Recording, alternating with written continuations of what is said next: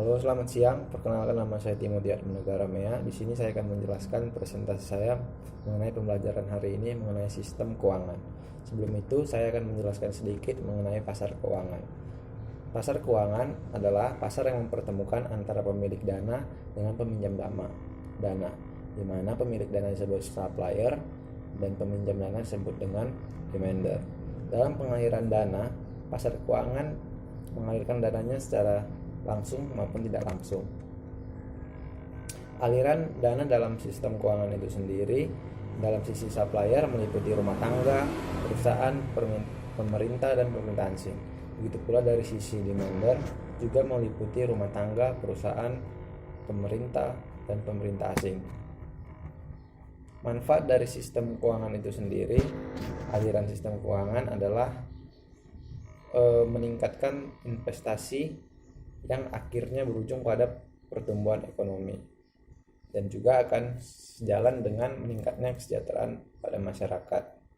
Struktur pasar keuangan dibagi menjadi 4, yaitu pertama berdasarkan waktu jatuh tempo, yang kedua berdasarkan prioritas pengembalian, dan yang ketiga berdasarkan urutan transaksi, keempat organisasi pasar.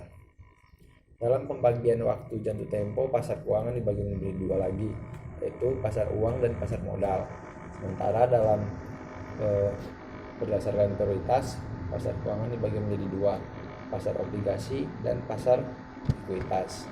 Berdasarkan urutan transaksi, pasar keuangan dibagi menjadi 2, yaitu pasar primer dan pasar sekunder. Pasar keuangan berdasarkan organisasi dibagi menjadi 2, pasar bursa dan juga pasar non bursa.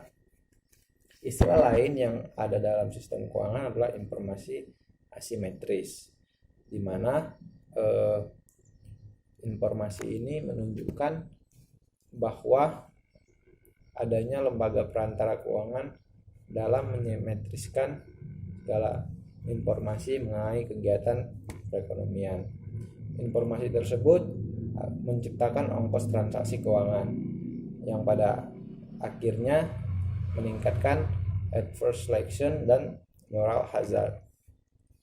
Dalam informasi simetris ada pilihan yang merugikan, yaitu perilaku yang muncul karena adanya informasi asimetris sebelum transaksi.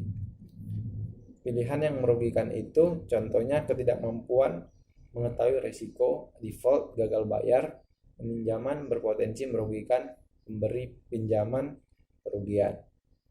Yang kedua, perilaku bahaya moral atau moral hazard muncul setelah transaksi ini dilakukan.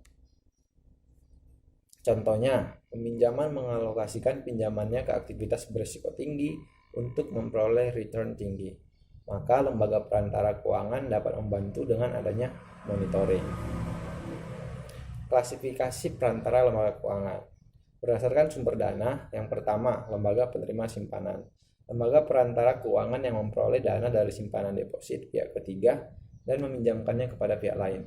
Contohnya, bank komersial dan koperasi. Yang kedua, contractual saving institution, yaitu lembaga yang memperoleh dana berdasarkan kontrak yang bersifat periodik sehingga sumber dan penggunaan dana tersebut dapat diprediksi. Contohnya, perusahaan asuransi jiwa, perusahaan asuransi kebakaran, kecelakaan, dan dana pensiun. Yang ketiga, perantara investasi, yaitu lembaga keuangan yang memperoleh dana dari menjual surat-surat berharganya. Contoh, perusahaan pendanaan yang menjual commercial paper dan money market mutual funds.